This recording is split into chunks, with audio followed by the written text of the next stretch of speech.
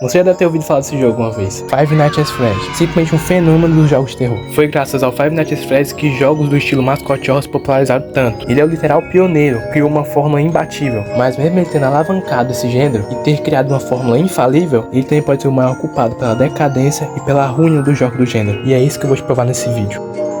Para que nós possamos entender o porquê de tudo isso, primeiro a gente tem que voltar um pouco no passado. No dia 8 de agosto de 2014 é simplesmente lançado um dos maiores fenômenos dos games, o jogo Five Nights at Freddy's. Um jogo que, embora bem simples em suas mecânicas, ficou rapidamente famoso. Isso se explica principalmente por conta da influência de famosos da época que gravavam sobre o jogo. Youtubers de fora, como por exemplo PewDiePie, que por muito tempo foi um dos maiores youtubers da gringa, gravava sobre o jogo. Criadores de conteúdo do mundo inteiro faziam um vídeo sobre esse jogo. E aqui no Brasil não foi diferente. Canais como Tasercraft não gravavam especificamente o jogo em si, mas faziam referência. O criador Scott Cawthon, vendo todo o sucesso que o jogo fez, decidiu replicar o que fez no primeiro e criou um segundo jogo, Five Nights at Freddy's 2. E aconteceu o mesmo efeito novamente. Os youtubers gravavam, então faziam uma marketing gratuita. O jogo também ganhou algumas novas mecânicas, mas acima disso tudo, o jogo deu uma coisa que os fãs queriam muito: fragmentos da história. Desde o primeiro jogo, esse jogo vem sendo fragmentado. A história nunca é contada dentro do jogo. O jogo apenas te fornece algumas pistas. Foi por isso que Five Nights at Freddy's conseguiu criar uma comunidade tão forte. A cada jogo era dado mais peças desse quebra-cabeça. Mas como os jogos não eram suficiente para entender toda essa história, foi feita então mídias fora dos jogos, que ajudava a explicar melhor a misteriosa história do jogo e deixando a história até mesmo com um tom mais macabro, o que fez que surgisse timelines na internet, vídeos onde explicavam a história do jogo. A fórmula assim já estava criada.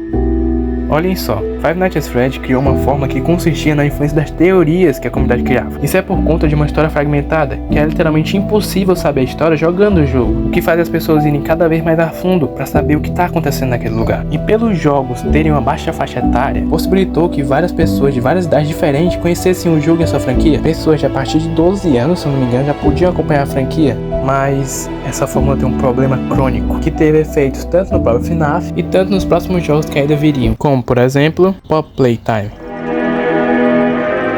Esse jogo simplesmente seguiu tudo à risca, até mesmo nos elementos da história. O jogo se passa num local onde deveria, em tese, ter segurança e conforto, uma fábrica de brinquedos. Em FNAF se passa numa pizzaria, mas o que esses dois jogos têm em comum são as maldades feitas por quem trabalha ali. O primeiro capítulo de Pop Playtime apresenta um inimigo que aparentemente é fofo. Assim como o FNAF, esse jogo também usa de elementos e vilões que parecem ser fofinhos. Eles são coloridos e, bom, eles são brinquedos, né? Foram feitos para criança. Mas ao passar dos capítulos você percebe o quão perigosos eles são, como por exemplo, o Huggy Wuggy. Esse que por sua vez é nosso primeiro inimigo e aparece lá no primeiro capítulo. E assim como o FNAF, a fórmula funcionou. Os criadores de conteúdo fizeram a sua parte, ativaram a curiosidade das pessoas que quiseram acompanhar o game para saber o que estava acontecendo naquele lugar. Junto com eles vieram vídeos de timeline onde explicavam o que estava acontecendo naquela fábrica. E cara, sendo bem sincero, na minha opinião, Pop Playtime tinha um potencial enorme de ser um jogo referência. Não só um jogo que copiou uma fórmula e deu certo, ou pelo menos ele tinha esse potencial. No dia 30 de janeiro de 2024, era lançado, na minha opinião e segundo a opinião da comunidade, o melhor capítulo que esse jogo já teve.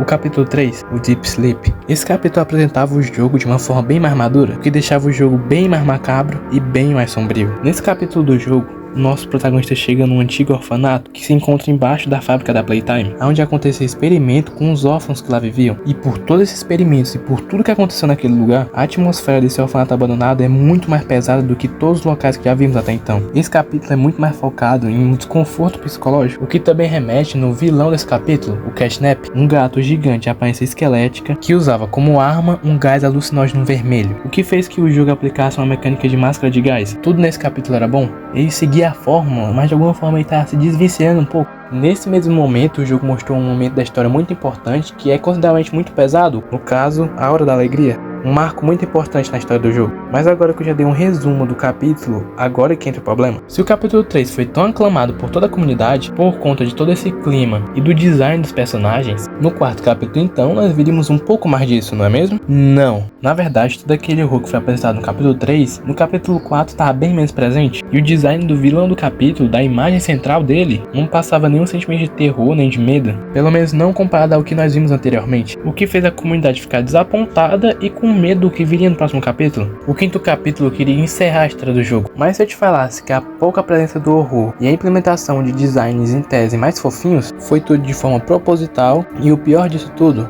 estava seguindo uma fórmula que já tinha sido estabelecida. É o seguinte, se Pop Playtime continuasse exibindo o mesmo nível de horror e violência que foi mostrado no capítulo 3, o jogo automaticamente seria obrigado a subir a classificação indicativa, o que ia atrapalhar diretamente o merchan da empresa que é responsável por Pop Playtime. Então, de forma gananciosa, Pop Playtime deixa de amadurecer e desperdiça a oportunidade de virar literalmente a maior referência do mascote horror. Tudo isso simplesmente para se manter entre essas mais para crianças. Eu mesmo fico muito desapontado porque tem conteúdos por fora que são bem mais pesados que simplesmente não entram no jogo por causa disso, cara. Mas adivinha só, algo parecido já tinha acontecido antes. E adivinha com quem? Five Nights at Freddy's. As mídias fora do jogo eram bem mais pesadas e explicavam uma lore muito mais macabra, enquanto nos videogames era simplesmente lançado o quê? Circuit Breach? Pelo amor de Deus, né? Olha esses trambolhos aqui. Isso aqui passa medo? E sendo bem sincero, eu acho que eu nem posso criticar totalmente isso, porque não é só nesse tipo de jogo, nesse gênero que isso acontece. É só a gente olhar pra Mortal Kombat 1, que simplesmente é um jogo de luta, que sempre foi considerado muito sangrento, simplesmente fica um pouco mais leve e até mesmo cômico. E tudo isso porque esses jogos de alguma forma querem alcançar mais públicos. E no caso de Pop Playtime e FNAF, não aumentar a classificação indicatória. Um dos poucos jogos que escaparam dessa armadilha foi Band. Essa franquia amadureceu junto com o público, então de alguma forma ele se desvencilhou do mascote horror e virou um survival horror. Mas é aí que tá o problema. Eu nunca mais tinha ouvido falar desse jogo, sendo bem sincero. Eu vim ver sobre ele depois que eu pensei na ideia desse vídeo. Talvez realmente o problema seja o meu algoritmo, mas eu nunca mais tinha ouvido falar nada sobre Band. Que aliás, tem um novo jogo sendo produzido e cara, eu não vejo ninguém falando sobre, ninguém. Mas claro que existem muitos fatores para que Band não seja mais tão visto ou falado ultimamente. Mas eu sinceramente acredito que um dos motivos foi por conta disso. A ruptura entre o mascote horror para um survival horror. O que fez com que ele perdesse todo aquele apelo de mascote fofo, deixando assim no ar a ideia de quem não segue a fórmula não performa.